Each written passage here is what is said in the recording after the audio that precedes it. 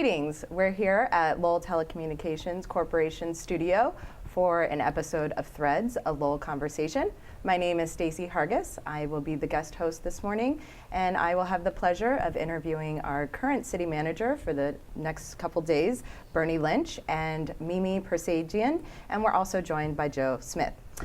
This morning, I'd like to focus on the wonderful history that we have with Bernie Lynch as our city manager. He served the city for over 7.5 years. So we're going to be reflecting on all those accomplishments that came out and also looking to the future and what Lowell can expect over the next couple years. Bernie, I think over your 7.5 years that you've been serving Lowell, many wonderful accomplishments have happened, and I think we can summarize them in a few different areas. Obviously, economic development, public safety, infrastructure, also a great focus on neighborhoods and making sure there's the connection between the people on the streets, connecting with their neighborhood organizations, but also being able to connect with the government. On your day that you were sort of sworn in, I guess, as a city manager, you said a great quote that I thought really exemplifies the way you ran your management of the city. And you talked about how the government is is the business of the people. And I really think that you obviously, in many years you were here, really showed that. So maybe you can talk about how you came to Lowell and why you sort of wanted the job of city manager. What was it about Lowell that really appealed to you? Well, if we only have an hour, I don't know if I can go through all of that, but thank you. I do look upon what I do, what a manager does, is running a business. I do think it's and by that I don't mean you're trying to make profits or you're supposed to act in a way that is, impersonal and always focused on the bottom line. But I think it's really reflective of an approach that you treat the operation in a way that you're looking for the most efficiency and effectiveness to serve the people in the best way possible, because it is their city and it is important that we protect their assets, their the money they give us in the for the benefit of everyone, not just for a favored few, and that we have a long-term perspective and it isn't just a short-term sort of political perspective. But my story really is one of I came to the city of Lowell. Really, I'd visited the city of Lowell back in the 1960s when my brother was a student at Lowell Tech. Didn't really know much about the city at the time. I grew up in Ashland, a small town outside Framingham, and Lowell was coming into the sort of the city for me. Certainly, I'd been to Boston as a kid and all, but Lowell was another type of city for me. I ended up coming to Lowell, though, myself as a student at Lowell State College, and then it became the University of Lowell, at a time that the city was really experiencing some tough times. It had one of the highest unemployment rates in the country, burnt out mill buildings, boarded up mill buildings. It was really a city that was down on its luck.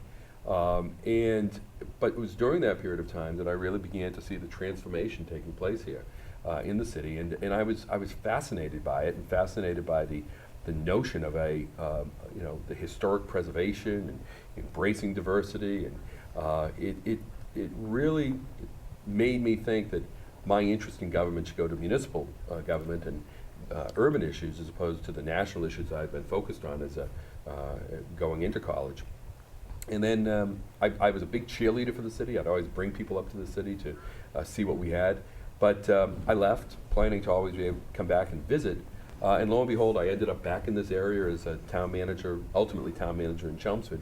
And then when the city manager's job opened up, I felt, I'll put in for it. Truthfully, not expecting to receive the position, but Lowell had meant so much to me that I wanted to see about the opportunity to come and be the manager here. And it's been a great 7.5 years, and I've been able to get involved in so many different issues and projects here that I think it's a great sort of end to my career as a municipal manager. Yeah, you and I have had this discussion that in the 7.5 years you've been here, then one of the areas that I have publicly talked to you about is the makeup of the boards. I've always felt that the board should really reflect the city. Right. And your administration has done some of that with the council's approval, but can you reflect on when you came on in the what the boards were like, and how satisfied are you that you've reshaped that or you made it more inclusive? Well, I'm very proud that we have reached out and brought new people into the boards and commissions. I think there's a lot more work to be done in terms of having greater diversity, ethnic diversity on the boards. But I think in terms of gender diversity, we've done much better. We have more women serving now. But also I think that, and it's tougher to sort of describe, but the people that I've been able to put on the boards come from all different neighborhoods, all different backgrounds. They're not people that have been part of the political structure of the city in the past. I put people on boards, like the Conservation Commission. I look for people that were engineers. I look for people that were environmentalists to put on that board. Likewise, on the planning board, I look for more neighborhood representation. Same with the Board of Appeals. When I came on, we had builders on the boards. We had, and I think it's good to have a builder on the board, but I don't think it should be all builders. I certainly don't think there was one particular developer who had seats. He was on a board. His employees were on the same board, and some of the other boards that were, representing really one developer interest. And I think we needed to spread that out and have more neighborhood people, more people with professional backgrounds, more people with different life experiences, and I'm very pleased with that. But there's much more work to be done in terms of the ethnic diversity of our boards. And that's definitely I would say one of your accomplishments was being able to really get your staff more in the neighborhoods, listening to the concerns of citizens, for them to even be finding out who should be bringing up, kind of getting involved, and I think that's been very tremendous. Also, I think another major accomplishment is our finances. Just recently we were upgraded to AA-, I guess, bond rating, which is quite significant. So tell us a little bit about how you got us to that place and with your team as well. Sure. Well, I had a great finance team. I had, Tom Moses as the CFO. I recruited Tom to come serve the city and work with me back almost a month or two after I became manager. I discovered once I came on that there were some major financial issues facing the city. The Department of Revenue had us on a watch list. We've recently been downgraded right before I came on in our bond rating.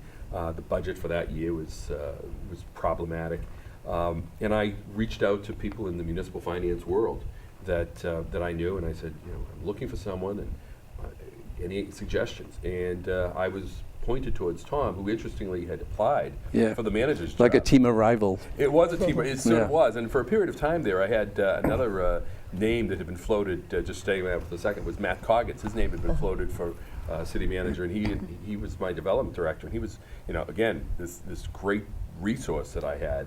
But Tom came on, we met on a Wednesday night at 6 o'clock in my office.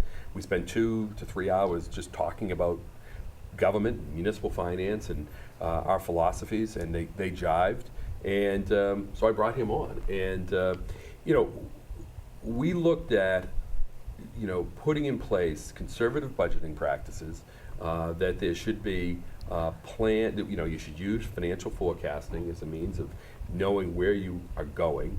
That you should look for efficiencies and ways to save money, but also ways to make money.